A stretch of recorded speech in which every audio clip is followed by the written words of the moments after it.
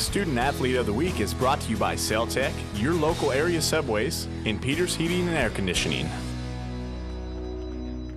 You know, you couldn't have a dull practice with Melanie.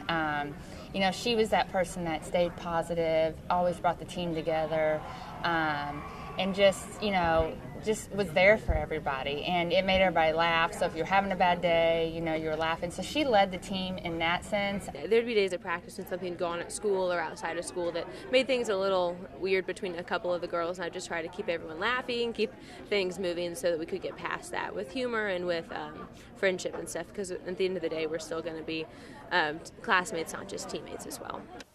If there was a conscience to Hannibal volleyball, Melanie Blase certainly wore that mantle well over the last few years.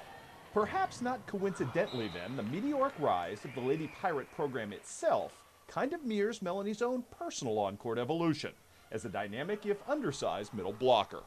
I think that we've kind of set the standard for the volleyball program from now on. I know that Gabby, Brooke, and I, we really came into it. They started playing varsity as freshmen. I didn't start playing volleyball until 8th grade. I was on the B team, didn't travel to away games. It was kind of hard there, but I stuck with it and kept improving. I've had some pretty great coaches, Audra Hull, Maggie Moon, of course, Coach Ortworth and Coach Rifasel as well.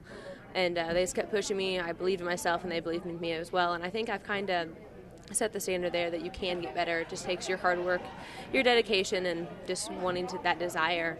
She led our team. Just, you know, she could, as tall as she could jump. You know, her blocking was tremendous for us. Regardless of the given challenge, be it athletic or academic, that's just the way Melanie likes to operate. She's #1 in her class in terms of GPA, carries 3 different sports, including an incredibly promising track and field future this spring, and isn't really comfortable until or unless she's got a full agenda ahead. It's really weird between seasons when you have those 3 or 4 days break, you don't do anything and you just feel lost. I mean, that's when my homework starts to slip. That's when I don't do things because you have nothing to do, nothing to keep you focused there. So it's going to be weird in college when I'm not in sports now and have to manage my time without that 2 hours of practice to budget in there as well. Still, even when she closes the book on her successful sports career, Melanie will have plenty keeping her busy, chasing a very directed, very unique career field. I don't know where I'm going to go yet. We haven't narrowed down to either Missouri S&T in Rolla or Colorado State in Fort Collins, Colorado. I want to be a biomedical engineer and have a major emphasis in prosthetics and making the cutting edge of those things. So looking forward to that, but Colorado State's a D1 school, so don't think I'm tall enough to play there.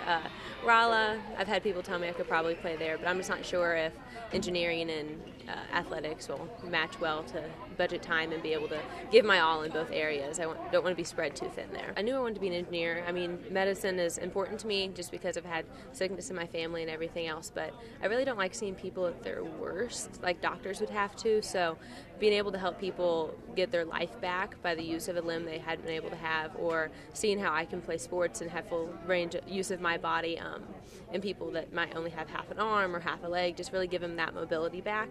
That's something that's really important to me.